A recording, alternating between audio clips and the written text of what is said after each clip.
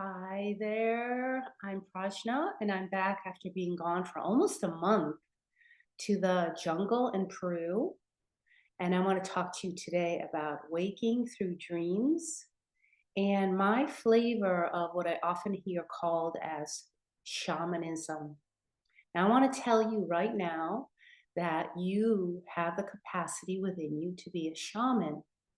And a shaman is a person who enters altered states of consciousness and then receives guidance through these states that informs healing, uh, steps on your journey, information for the community, for relationships, for work, for what is next to do in your life.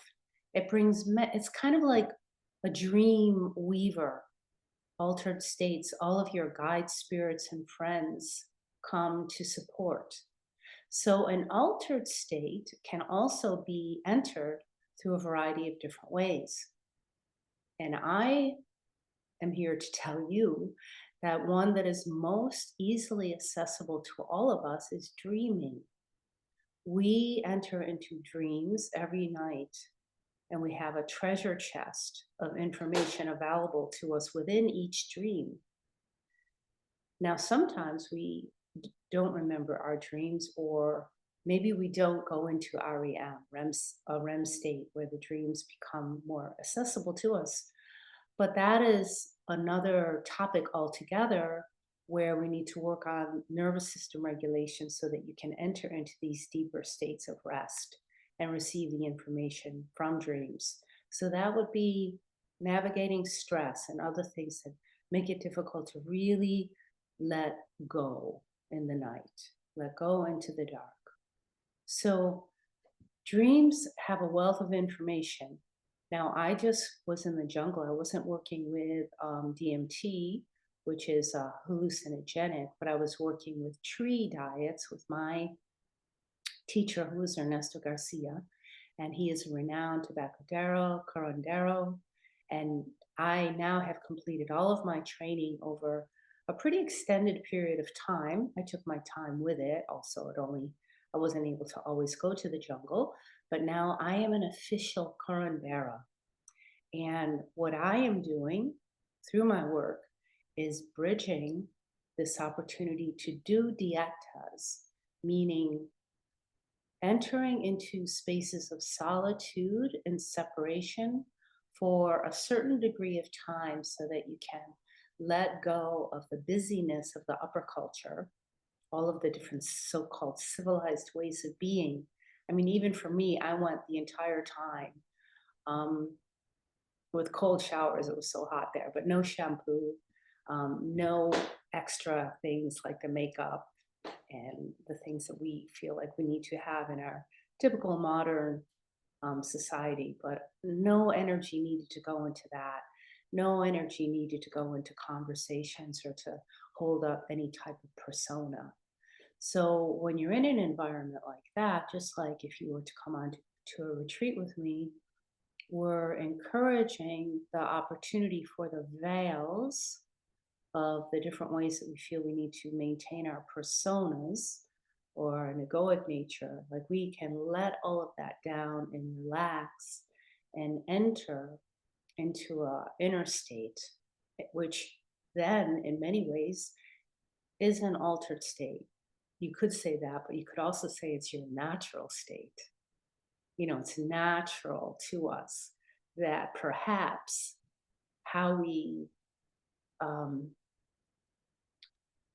put ourselves together to be in the upper culture is an altered state because you have to work at it. It's not natural. It's not natural whatsoever. Oh, I hope I can be heard. I didn't have my microphone over here. Maybe that is better. Well, you can in the comments let me know how the volume has been for you. And if anything wasn't heard, I can do it in another video. I'm a little closer to the mic now. So I am bridging together this opportunity to kind of set things aside for a bit and let yourself experience the restoration and the vitality that comes and the capacity to contact the all other realms of spirit helpers, of guides and teachers, whether you ingest something. For me, it was different trees in a liquid form that was cooked and prepared by my mentor. And then you learn when your body is cleansed and you're quiet and you take in information in whatever form that comes, you're so attentive to that that you learn and receive power. It's really powerful. And then that power is meeting that inner flame of your natural power, what is intrinsic to you already as spirit.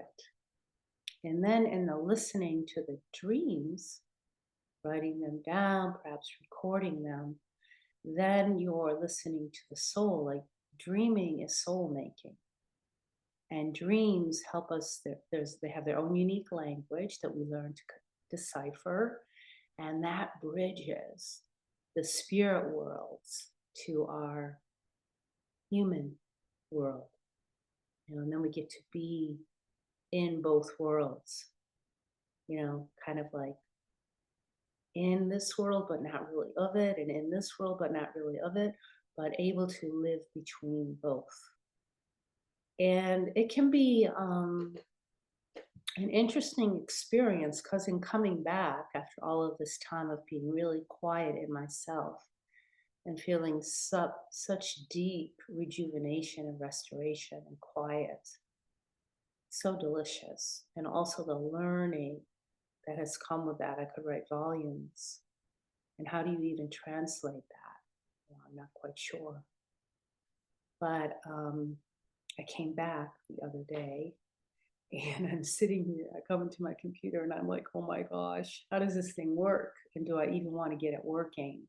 Like, what do I want to engage with? What am I going to add back in to this kind of empty space that I've been able to cultivate, which is always here? So just to kind of recap, so a shaman is a person who is able to enter altered states. So you do this every night when you go to sleep. You have your dreams. There's other ways of entering altered states, but then it's like, can you take the information from that and spend time with it and work with it and let it be soul medicine, because it is, and it will guide you. It will guide you. It will empower you. I'm not kidding. And it will make your life much more interesting because it's unique to you. Like no two people dream in the same way.